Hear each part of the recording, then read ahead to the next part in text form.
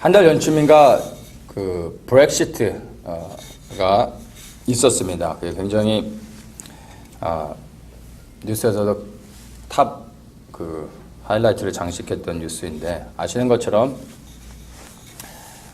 유럽 연합에서 영국이 이제 탈퇴하는 그런 사건이 있었습니다. 그래서 이제 브렉시트라고 말하고 있습니다. 영국이 국민 투표를 통해서 이제 유럽 연합에 더 이상 남아 있지 않고 국민들 스스로가 선택해서 이제 유럽 연합을 탈퇴하는 것이 되었습니다. 독일, 영국, 프랑스 이 세 나라가 유럽 연합을 이끄는 이 3대 축이 되는 그런 나라였습니다. 근데 그 가운데 한 나라인 영국이 국민 투표를 통해서 이제 유럽 연합을 탈퇴했다는 것은 굉장히 큰 의미를 우리에게 주는 것입니다. 특별히 또 영국은 유럽 연합 가운데서도 두 번째로 많은 분담금을 내고 있었던 굉장히 중요한 역할을 하던 그런 나라였습니다. 그래서 영국이 유럽 연합에서 탈퇴했다는 것은 다른 많은 유럽 연합에 속해 있는 나라들 가운데서 다른 나라가 탈퇴하는 것과 다르게 굉장히 좀 중요한 의미를 우리가 좀 찾아야 됩니다. 물론 무리하게 확대 해석을 해서 또 이렇게 너무나 과민하게 반응할 필요는 없겠지만은 이것을 우리가 좀 영적으로 신중하게 접근을 하면서 브렉시트에 대한 그 상황들을 우리가 분별할 필요는 있다고 생각을 합니다. 많은 사람들이 이제 영국의 브렉시트가 일어난 후에 자국의 어떤 경제적인 그 여파가 어떻게 미쳐질지에 대해서 굉장히 다들 집중을 했습니다. 이 브렉시트를 경제 논리에 의해서만 봐서는 안 되고 이것을 하나님 나라의 관점으로 볼 수 있어야 됩니다. 이것이 이제 유럽에 어떠한 영향을 미치고 그 유럽의 경제가 또다시 이 전 세계 미국과 전 세계에 어떻게 영향을 미쳐서 결국엔 내 주머니 사정까지 어떻게 흔들 수 있느냐, 이것을 우리가 분별하는 것이 아니라 이 브렉시트를 통해서 하나님께서 이 시대에 어떤 일들을 행하시고 계시고 또 하나님의 그 뜻이 어떻게 이루어져 가고 있는지 하나님의 관점으로 봐야 됩니다. 그러니까 북한의 통일과 동일한 관점으로 볼 수 있어야 되는 것이죠. 북한 통일이 경제적으로 얼마나 이익이 있느냐 없느냐에 따라서 통일을 하냐 마냐라고 이렇게 결정하는 것이 아니라 북한 통일이 정말 하나님이 기뻐하시는 것이라면 통일로 인하여서 이렇게 받게 되는, 우리 감당하게 되는 여러 가지 어려움이 있다 할지라도 그것을 하나님이 기뻐하시고 원하신다면 우리가 그 통일을 위해서 기도해야 되는 것입니다. 자, 개인적으로 저는 브렉시트를 긍정적으로 평가합니다. 영국이 유럽연합에 남아있을 수도 있지만 떠날 수도 있을 것이라고 제가 예상을 했는데 제 예상이 아주 적중했습니다. 그래서 이 브렉시트가 주는 의미들을 이제 뉴스를 통해서 이렇게 분석을 하면은 세 가지 정도로 좀 나눌 수가 있습니다. 첫째는 영국의 주권을 수호하겠다라는 어떤 결정으로 우리가 볼 수 있습니다. 두 번째, 국경을 지키겠다, 국경을 회복하겠다라는 의미로 받아들이고, 세 번째가 바로 이제 이민을 통제하겠다라는 것으로 우리가 좀 그 일반적인 의미로 우리가 볼 수 있습니다. 근데 영국은 유럽 연합을 통해서 얻게 되는, 그리고 지금까지 누려왔던 여러 가지 혜택, 경제적인 이익과 편리함들, 그런 것들을 포기하고 영국 국가로서의 독립을 선택했다라고 우리가 평가를 할 수 있을 것 같습니다. 그러니까 이 유럽 연합을 통해서 편리함과 풍요를 제공해주고, 대신 이 유럽 연합은 사실은 국민의 자유와 권리들을 이렇게 뺏어가려고 하는 것들을 우리가 볼 수 있어야 됩니다. 영국이 탈퇴한 이후로 유럽 연합에서는 더 강력한 그런 이 영향력들을 유럽 연합의 모든 회원 국가에게 그 푸시를 하고 있습니다. 그래서 앞으로 이 유럽 연합이 그 안에 속한 모든 나라들에게 더 이 엄청난 파워들을 행사하게 될 것으로 우리가 좀 볼 수 있어야 됩니다. 자, 이렇게 편리함과 풍요를 제공해 주는 대신에 그 안에 속해 있는 모든 국민들의 개인의 자유와 그 권리들을 완전히 포기하게 만들고 있는 것을 우리가 분별할 수 있어야 되고, 바로 이러한 소수의 집단들이 절대 권력을 가지고 이제 유럽연합뿐만이 아니라 더 나아가서는 전 세계를 통제하려고 한다는 것을 분별해야 됩니다. 이것이 바로 글로벌리스트들이 지금 계획하고 진행하고 있는 뉴 월드 오더라고 우리가 분별이 할 수 있습니다. 이들의 최종적인 목적은 바로 하나님과 같이 높아지려고 하는 것입니다. 이러한 일들은 유럽연합을 통해서 더 크게는 이제 유엔까지 나아갈 수 있겠죠. 근데 이러한 일들은 오늘날 우리가 살아가고 있는 시대뿐만이 아니라 이미 창세기 때부터 이미 존재하고 있었던 일이고 지금까지 계속 진행되어져 오고 있으며 앞으로는 급속하게 또 빠르게 그런 일들이 계속해서 푸시되어질 것입니다. 그래서 이러한 상황 가운데서 영국이 유럽연합을 탈퇴했다는 것은 영적으로 굉장한 큰 의미를 가지고 있다라고 우리가 보아야 할 것 같습니다. 제가 이제 조금 그 브렉시트를 통해서 주목했던 것은요, 이 브렉시트를 주도했던 정치 세력 말고 비정치 세력들 가운데서 보수계통의 많은 목회자분들이 그 브렉시트를 위해서 이렇게 좀 운동을 하고 이렇게 큰 몫을 했다라는 이야기를 듣게 됐습니다. 그러니까 많은 사람들이 영국 교회는 이미 죽었다라고 말하고 있지만 그것은 한편으로는 팩트입니다.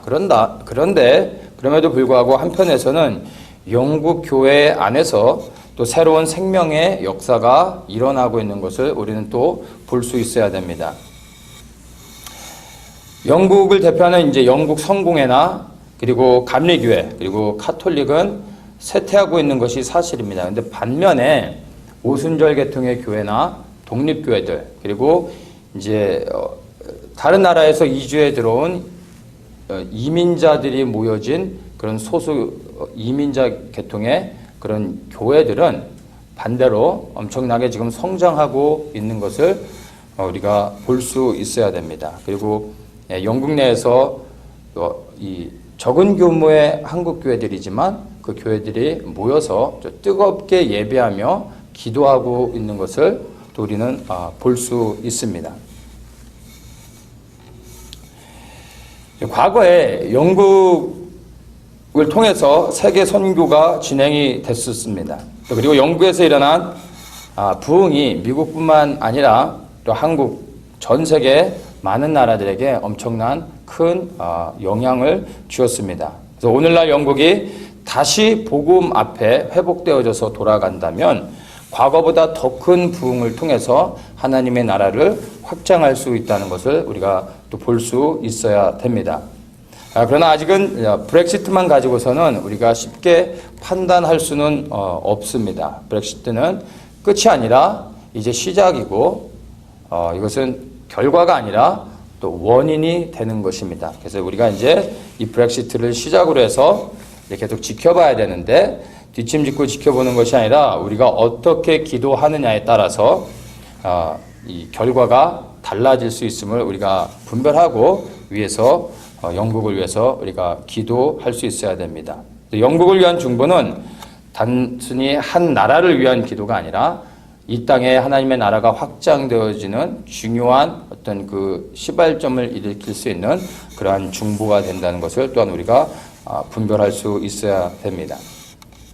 저는 이번에 이 브렉시트 사건을 통해서 영국을 다시 새롭게 보게 되는 계기가 됐습니다. 그리고 이 새로운 관점으로 한국을 보게 되었고 또 한국과 더 나아가 여러 나라, 여러 이 열방의 나라들을 새로운 관점으로 보게 되는 어떤 새로운 시각을 갖게 되는 시간을 이 브렉시트를 통해서 누리게 됐습니다.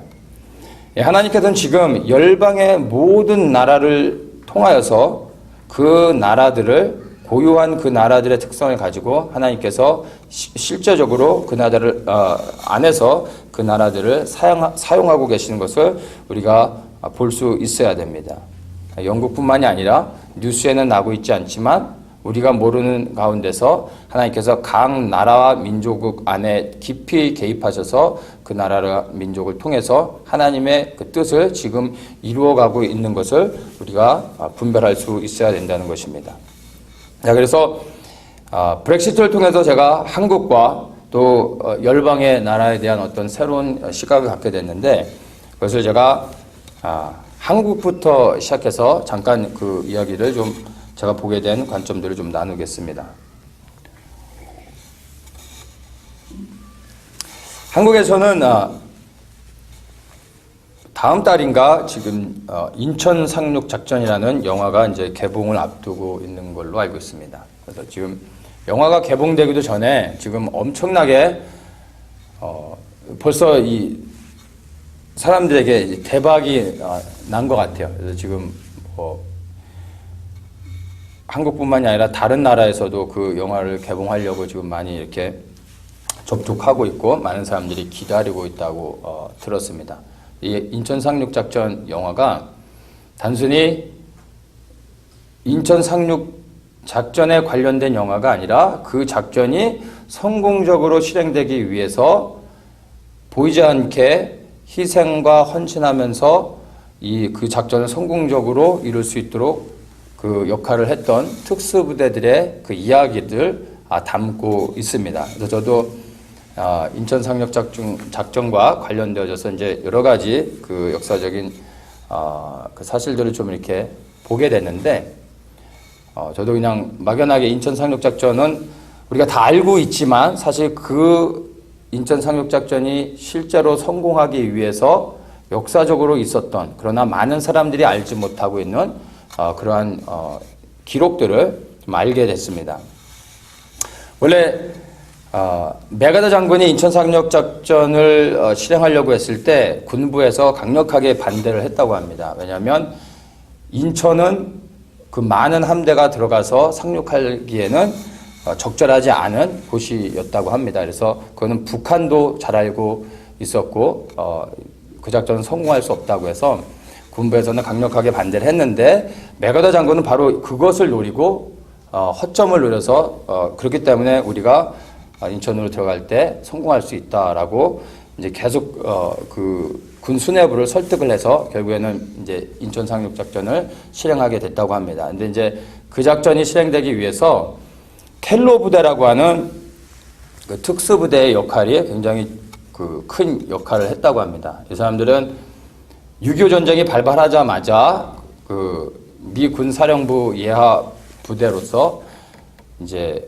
적군 안에 깊이 들어가서 첩보 활동을 하는 그런 특수부대였다고 합니다. 이들이 이제 맡은 역할이 인천은 이미 북한이 점령하고 있는 상황이었는데 어부들로 가장을 해서 인천에 들어가서 바다에서 이제 고기를 잡는 척하면서 인천 그 바다 부근에 설치해 놓은 북한군의 기뢰들을 다 제거하고 또 이제 그 조수간만의 차들을 매일 체크업하면서 그 데이터를 확보하고 또 이제 중요했던 것이 그 인천 상륙 작전이 성공하기 위해서는 팔미도라는 그 조그만 섬에 등대가 있는데 그 등대를 점령해야지 그 등대에서 밝혀주는 빛으로 안전하게 이 인천에 상륙할 수가 있었다고 합니다. 그래서 이 첩보 부대들이 목숨을 걸고 이제 이제 인천 안으로 이제 주민으로 가장하거나 또 이제 북한군으로 가장을 해가지고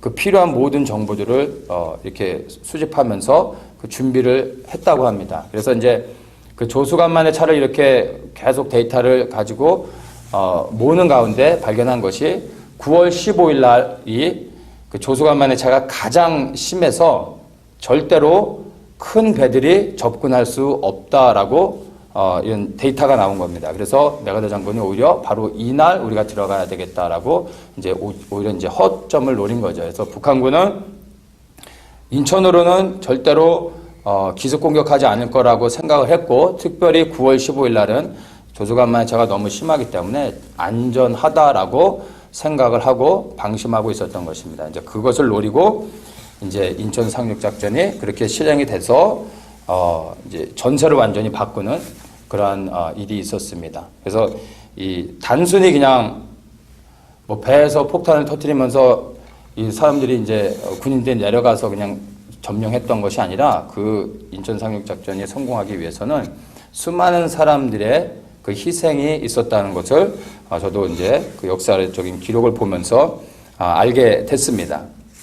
자, 그런데 우리가 여기서 그리스도인들로서 세상 사람들이 보지 못하는, 또 생각하지 않는 한 가지를 우리가 더 발견할 수 있어야 합니다. 그게 제가 나누려고 하는 부산의 초량교회에서 있었던 사건입니다.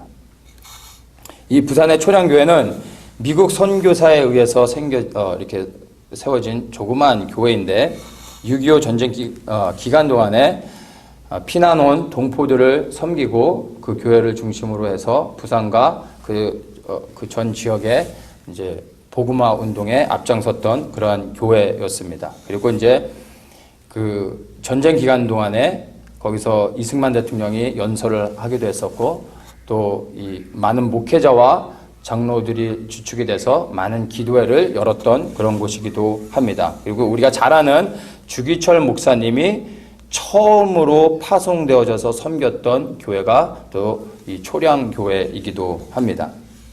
6.25 전쟁이 이제 시작된 지 사흘 만에 대한민국 수도 서울이 이제 점령을 당합니다. 그리고 파죽지세로 이제 북한군이 밀고 내려와서 아시는 것처럼 경상남도, 포항과 대구, 부산 몇몇 곳을 제외하고는 전국의 모든 그 도시들이 북한군에 의해서 점령을 당했습니다. 그래서 이제 낙동강 전선에 마지막 최후 그 방어선을 치고 이제 북한과 대치를 하는데, 거기가 무너지면 이제 부산이 함락되면 대한민국의 그 오늘날의 역사는 없었을 수도 있는 것입니다. 그러한 절대절명의 위기 가운데 놓여 있었습니다. 이때 이제 전국에서 모든 피난민들이 다 부산으로 몰려든 거죠. 이때 많은 피난민들 가운데 목회자들도 있었습니다. 근데 이 목회자들이 부산으로 내려왔을 때 그 당시에 경남 도지사가 장로님이었다고 합니다. 그래서 이 장로님이 피난 온 목사님들을 이렇게 좀 섬기기 위해서 초량교회와 접선을 해서 이렇게 주선을 해줘서 목회자들이 초량교회에서 그 피난 와 있는 동안에 좀 기거할 수 있도록 임시 거주지를 그 초량교회로 연결을 해줬다고 합니다. 그래서 이제 많은 피난 온 목회자분들이 초량교회에 머물게 되면서 목회자들이 모이니까 어떻게 합니까? 자연스럽게 기도가 생기고 예배가 자연스럽게 이제 시작하게 된 거죠. 그래서 이제 계속해서 초량교회에서 이제 예배가 자연스럽게 이제 진행되던 가운데 초량교회를 섬기시던 이제 한상동 목사님이 이제 8월 말부터 9월 중순 2주간 동안 공식적으로 이제 구국 집회를 열기로 결정을 하고, 이제 그 집회를 이제 한상동 목사님이 인도하게 됩니다. 그래서 이제 첫 주 동안은 찬양과 말씀과 기도로 계속해서 이제 예배 순서를 가지고 아침, 점심, 저녁으로 계속 예배를 드리게 되고, 그리고 이제 두 번째 주부터 이제 그 예배 형식이 아닌 아무런 형식 없이 계속해서 이제 기도회가 진행되는데, 그때 한 사람 한 사람들이 이제 성령의 인도하신 가운데서 회개하는 역사가 일어나기 시작됐답니다. 근데 그때 이제 그 목회자들이 회개했던 그 내용들이 뭐냐면, 이 내용이 어떤 리스트를 만들어 가지고 야 이걸 가지고 우리가 회개하자라고 했던 게 아니라, 그냥 기도하는 가운데 목회자들이 자발적으로 성령의 그 깨닫게 하시는 가운데서 고백했던 그 회개의 내용들인 것입니다. 자, 그것이 뭐냐면, 첫 번째, 일제시대 때 신사 참배와 그리고 해방 후에 그 문제로 인해서 교회가 갈라졌던 것, 교회가 분열되게 만들었던 것을 회개하면서 나아갔다고 합니다. 우리가 잘 아는 것처럼 일제시대 때 신사참배를 했습니다. 근데 그것만이 아니라 이제 그 식민지가 끝나고 나서 해방이 됐음에도 불구하고 그 이후에 한국 교회가 연합하지 못하고 신사참배했던 사건으로 인하여서 교회들이 싸우는 일이 있었습니다. 근데 그때 수많은 이제 교단들이 거기서 나눠지게 됩니다. 그래서 그때 이제 한국 교회들이 분열을 하게 되는 사건이 있었습니다. 근데 바로 이 목사님들이 모여서 신사참배에 대한 회개를 했을 뿐만 아니라 해방 후에 한국 교회들이 연합하지 못하고 오히려 그 사건으로 인해서 더욱더 분열하게 됐던 것을 회개하게 됐다라는 것입니다. 자, 그리고 두 번째가 충격적인 것인데 성도들과의 간음죄를 회개하면서 기도하게 됐다라는 것입니다. 그러니까 목사님들이 이미 6.25 전쟁이 발발하기 이전에 많은 목회자들이 교회 안에서 성도들과 음란죄를 저지르고 있었다라는 것입니다. 목회자들이 교회 안에서 성도들과 음란죄를 저질렀을 때는 이미 교회 안에 성도와 성도 사이의 그 음란함들은 말할 필요가 없게 되는 것이죠. 이것을 성령님이 조명하여 주시고 드러내실 때 이 목회자들이 그것을 숨기지 아니하고 그것을 하나님 앞에 회개하면서 나아갔다라는 것입니다. 이게 참 놀랍고 충격적인 사건이지만 사실 한편으로는 또 오늘날의 교회 안의 모습들을 발견하지 않나 좀 두려운 마음들도 듭니다. 세 번째 기도했던 것이 성도들을 버리고 도망 나왔던 것을 이 목회자들이 회개하게 됐다라고 이제 그 역사적인 기록을 통해서 나옵니다. 이것이 리스트를 만든 게 아니고요. 모든 목회자들이 하나님께 기도하는 가운데 성령님이 회개케 하신 내용들인 것입니다. 공통된 내용들. 충격적인 이야기죠. 자, 이렇게 이제 첫째 주는 말씀드린 것처럼 예배 형식을 가지고 이제 기도하며 나아가다가 두 번째 주에는 이제 형식이 없이 그냥 예배가 되는 거예요. 특별히 인도하는 사람도 없고 그렇다고 예배가 무질서하게 드려지는 게 아니라 누군가 또 말씀을 전하고 또 말씀이 끝나면 사람들이 회개하기 시작하고 회개하다 또 찬양하고 또 다시 기도하면서 밤낮을 가리지 않고 일주일 동안 교회 안에서 회개하는 울음소리가 끝이지 않고 그게 밤낮 없이 일주일 동안을 끊임없이 계속해서 그 기도회가 진행이 됐다라고 합니다. 자, 이렇게 일주일간 지속됐던 이 기도회를 통해서 후에 부산 전 지역이 바로 이런 그 영향 안에서 이제 그 회개하는 일들이 일어났고 저 밑에 제주도까지 그 부흥의 영향들, 회개의 영향들이 미쳐졌다라고 말합니다. 자, 이렇게 이제 일주일간에, 2주간의 이제 기도회가 있었는데, 특별히 그 두 번째 주간에는 정말 밤낮을 가리지 않고 하나님 앞에 회개하면서 나가는 이러한 기도회가 있고 난 후에 이제 9월 15일 0시 자정에 맥어더 장군이 이제 인천 상륙 작전을 감행하게 됐습니다. 그리고 이제 아무도 예상치 못했던 인천 상륙 작전이 감행됐을 때 이제 졸지에 기습을 받은 이제 북한군이 이제 보급로가 차단되고 이제 후퇴하게 되는 이제 일이 생겼습니다. 그래서 이제 전쟁이 시작된 지 3달 만에 9월 28일 다시 수도 서울을 탈환하게 되고 전세가 완전히 바뀌게 되었습니다.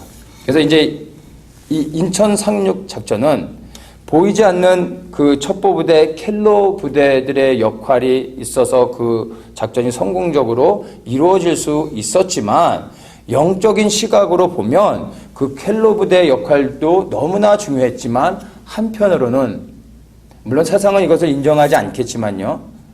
부산의 그 조그만 피난민들이 모여진 처량하기 짝이 없는 그러한 조그만 곳에서 드려진 회개의 기도가 바로 하나님의 역사를 이 한국에 임한 그 위기를 바꿔내는 그러한 역사를 이뤄내는 그 시작이 바로 초량교회를 통해서 시작됐다라는 것을 우리가 볼 수 있어야 된다라는 것입니다.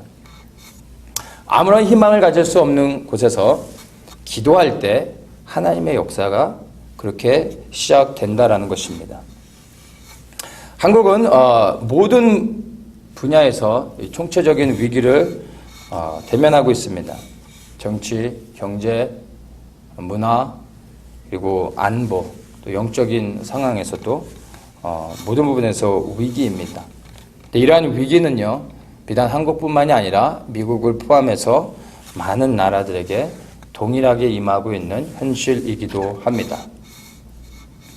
역사적으로 위대한 부흥들이 있었던 곳들을 오늘날 이렇게 주목해 보면은 지금은 정말로 아무런 소망이 없는 것처럼 보여집니다.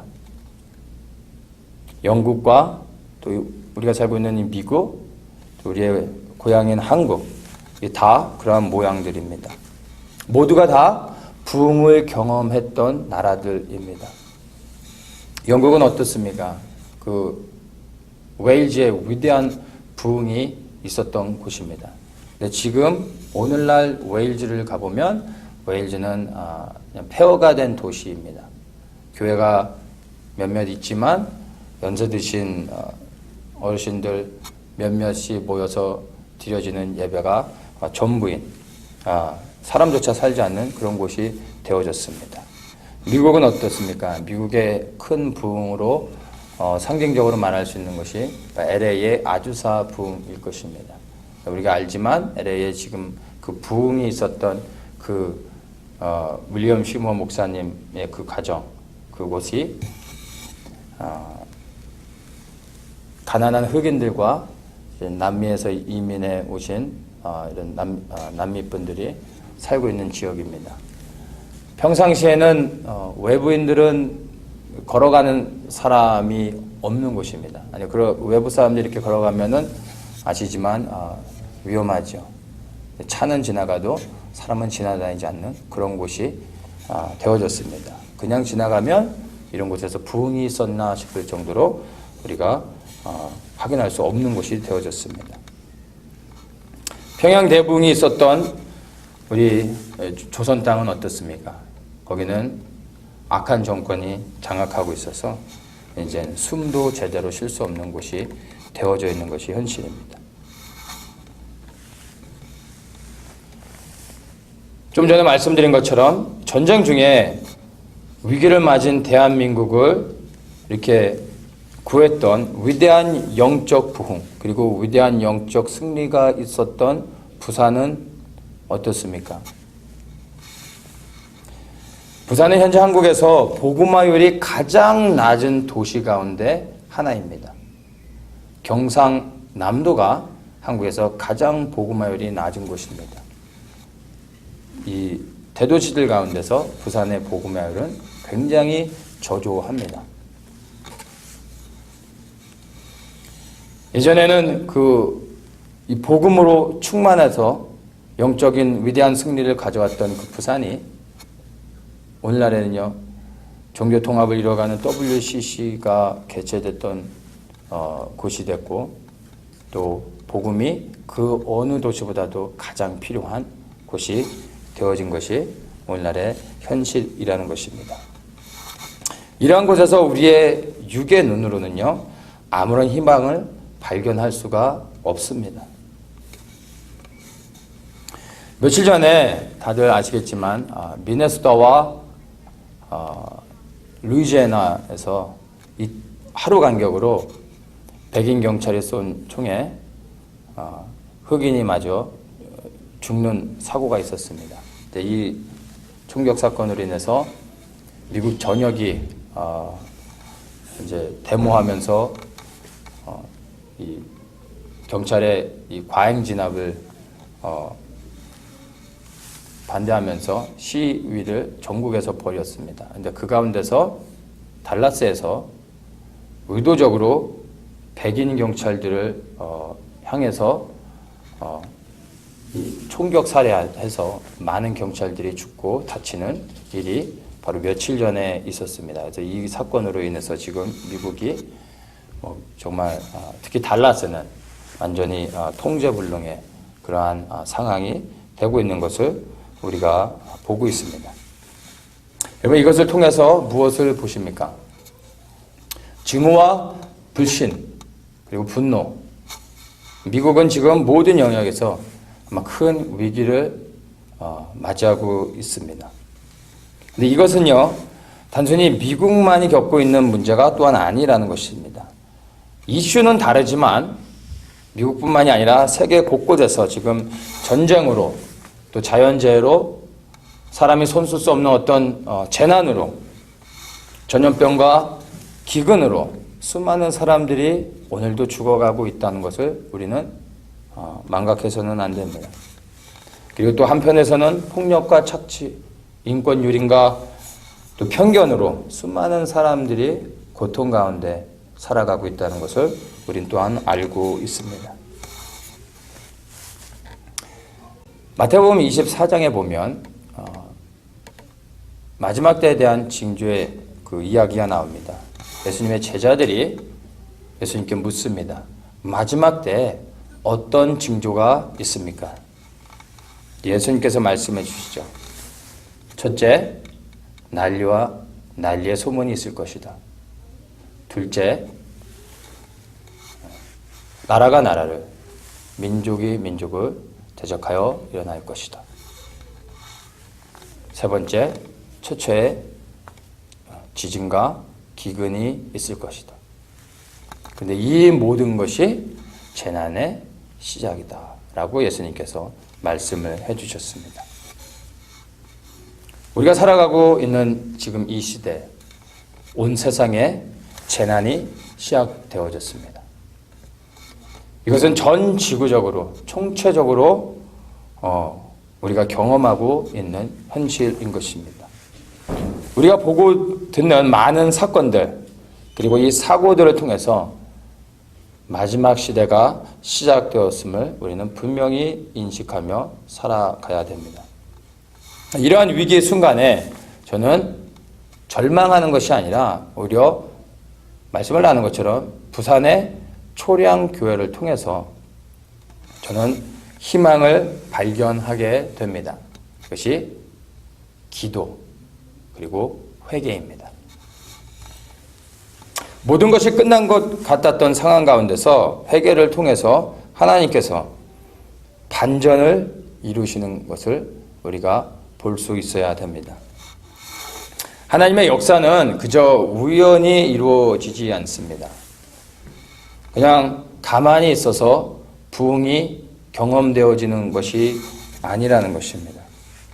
부산의 그 작은 교회, 아무도 주목하지 않고 있는, 그리고 모두가 절망 가운데 두려움에 떨고 있을 때 부산의 그 조그만 교회에서 몇몇 모여진 그 피난원 그리고 죄를 진 그 연약한 주의 종들이 하나님 앞에 무릎 꿇고 회개하며 기도하며 나아갈 때 그 기도를 통해서 하나님께서 이 나라 민족을 구원하시고 오늘의 대한민국이 있게 축복해 주셨다라는 것입니다.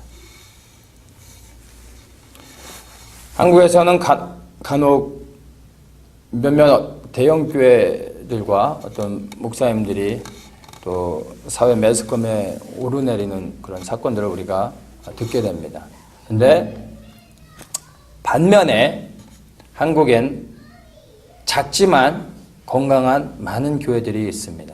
사실 퍼센테이지로 따진다면 사회에 무리를 일으키고 구설수에 오르는 그런 교회나 목사님들은 전체 한국교회의 10%도 안 되는 그러한 교회들이고요. 대부분의 한국교회들은 사실 과반수 이상이 미자립 교회들이고 대부분이 작은 교회의 규모를 가지고 있습니다. 근데 이 작은 교회들은 대부분 정말 하나님 앞에 온전히 서기 위해서 거룩함과 온전함으로 주님 앞에 나가기 위해 몸부림치고 있는 그런 건강한 교회들이 많이 있다라는 것입니다. 그들은 교회들의 하나님 앞에 나아가는 온전함들은 신문에 나지 않을 뿐입니다. 또한 한국에는 드러나 있지 않지만 아마 하나님 앞에 생명을 드리며 기도하고 있는 많은 숨겨진 중보자들이 있음을 우리는 알고 있습니다. 바로 이렇게 보이지 않는 중보자들, 그리고 작지만 건강한, 그래서 하나님 앞에 온전히 서려고 노력하는 작은 교회와 그 목회자들이 있기 때문에 한국에는 소망이 있습니다. 북한은 생명을 걸고 주님을 섬기는 수많은 지하교회의 참된 성도들이 있기 때문에 북한에는 정말 한국보다 더 큰 소망이 있다고 저는 생각합니다. 그리고 그들 때문에 그들이 끝까지 믿음을 포기하지 않고 주님을 붙잡고 있다면 하나님이 절대 그들을 포기하지 않고 반드시 그들을 구원하기 위해 하나님이 북한의 문을 여신다라는 것을 우리는 믿을 수 있습니다. 그래서 북한은 가장 절망적인 상황 가운데 놓여져 있지만 가장 소망이 있는 땅이라고 저는 믿습니다. 영국 땅에는 우리가 눈으로 볼 때는 모든 교회들이 문을 닫고 그 교회가 다른 것으로 대체되고 있는 것 같지만 영국 땅에 기도하는 중보자들이 있기 때문에 하나님께서 영국을 회복하고 계시는 것을 우리가 볼 수 있습니다. 이 브렉시트가 바로 그 증거라고 저는 생각을 합니다. 하나님을 떠났던 것처럼 보였던 이 미국 땅에도 하나님의 동일한 일하심을 우리는 기대할 수 있습니다. 미국이 하나님의 말씀을 떠나 범죄한 것도 사실이지만 반면에 미국은 여전히 세계 선교의 중심을 그 중심의 역할을 감당하고 있습니다. 또한 이 마지막 시대에 유대인들과 이방인들의 온전한 연합을 위해서 주도적인 역할을 하고 있는 또한 그런 나라이기도 합니다. 그리고 이 시대에 필요한 정보와 전략들을 바로 많은 깨어있는 교회들에게 제공해 주고 있는 역할들을 또 감당하고 있습니다. 전 세계의 선교 네트워크, 전 세계의 그 귀한 영향력들을 바로 미국 교회 중심으로 그것이 그 네트워크들이 이루어져 가고 있습니다. 그리고 많은 깨어있는 분들이 미국의 이 참 복음을 전하시는 그 분들의 메시지를 계속 찾고 있고 또 이 시대에 하나님의 뜻을 분별해서 선포하고 있는 선구자적인 선지자적인 역할을 하고 있는 많은 주의 종들이 바로 미국에 있습니다. 그들을 통해서 또 하나님의 뜻을 분별하면서 기도하며 나아가고 있는 것이 전 세계의 어떤 그 선교의 그 흐름들을 우리가 볼 수 있습니다. 그래서 제가 생각할 때는 지금 현재 만약 미국이 이렇게 무너져 버린다면 온 세계의 그 네트워크의 중심이 될 수 있는 그 미국을 대신해서 그 역할을 감당할 수 있는 나라는 지금 현재 없다라고 생각을 합니다. 그러한 미국의 영향력들을 가지고 전 세계 다시 그 중추적인 역할을 하기 위해서는 많은 시간이 필요할 것입니다. 그래서 우리가 미국을 위해서 기도하는 것은 단순히 우리가 살고 있기 때문이 아니라 바로 전 세계 하나님의 뜻을 이루기 위해서 하나님은 여전히 미국을 사용하고 계시고 또한 사용하기 원하신다는 것을 우리가 분별하고 또한 그것을 이해해야 됩니다. 이제는 하나님의 마음을 가지고 열방을 품어야 될 때가 왔다라고 이 브렉시트를 통해서 저는 좀 생각하게 됐습니다. 영국을 통해서 전혀 예상치 못했던 곳에서 조그만 불씨를 발견하게 되었습니다. 이 조그만 불씨가 커지면 온 산을 태우게 되는 것입니다. 그 시작은 굉장히 작은 조그만 불씨가 되는 것입니다. 영국에서 이렇게 브렉시트가 일어났다면 우리 떠나온 고국 저 북한 땅에선 놀코시트가 왜 일어나면 안 되겠습니까? 그걸 위해서도 우리가 기도해야 되는 것입니다. 우리가 예상치 못했던 상황 가운데 하나님이 일하시는 것을 볼 때 정말 우리가 그것을 분별하며 믿음을 가지고 우리가 기도할 때 하나님은 더욱더 강력하게 그분의 뜻을 이루어 가실 수 있다라는 것입니다. 또한 우리가 대한민국의 통일을 위해서도 마땅히 기도해야 되겠지만 이제는 중국의 부흥을 위해서도 우리가 기도할 수 있어야 됩니다. 왜냐하면 그들이 예루살렘을 향한 복음의 행진을 방해하는 이슬람의 견고한 진들을 무너뜨릴 수 있는 하나님이 이 시대에 준비해 놓은 민족이라고 생각을 할 수 있기 때문입니다. 또한 우리가 선교의 완성인 예루살렘을 위해서 기도하는 것도 우리가 그 기도의 제목 가운데 빼놓을 수 없는 것이 될 것입니다. 자, 우리가 이렇게 직면한 이 위기의 시대에 과연 우리가 어떻게 이 시기를 잘 극복할 수 있겠습니까? 제가 한 가지 말씀을 좀 나누고 마무리 짓도록 하겠습니다. 우리 사무엘상 7장 말씀을 한번 같이 보도록 하겠습니다. 사무엘상 7장 말씀입니다.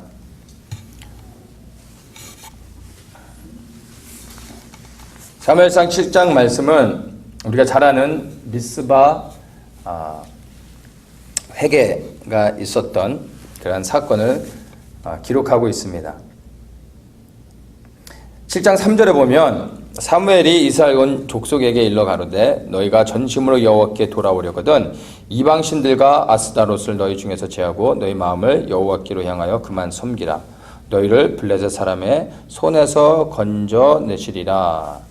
자, 이렇게 사무엘이 이스라엘 백성을 향하여서 선포할 때 4절에 이스라엘 백성들이 이렇게 대답을 합니다. 이에 이스라엘 자손이 바알들과 아스타롯을 제하고 여호와만 섬기니라. 사무엘이 이스라엘의 사사로 있을 때 블레셋에 의해 이스라엘이 엄청난 핍박과 억압을 받고 살아가고 있었습니다. 근데 그 이유가 바로 3절에서 말하는 것처럼 그들이 하나님을 떠나 우상을 숭배하고 음란함 가운데 살아가고 있었기 때문에 하나님께서 블레셋을 통하여 이스라엘을 심판하고 있었던 것입니다. 그리고 이제 사무엘을 통해서 하나님이 이스라엘의 죄악을 드러내시고 회개하여 돌이키게 할 때 이스라엘 백성들이 하나님의 말씀에 순종해요 돌아오는 것을 우리가 볼 수 있습니다. 그래서 이제 5절에 미스바로 모여서 이제 함께 금식하며 하나님께 회개하며 기도하게 됩니다.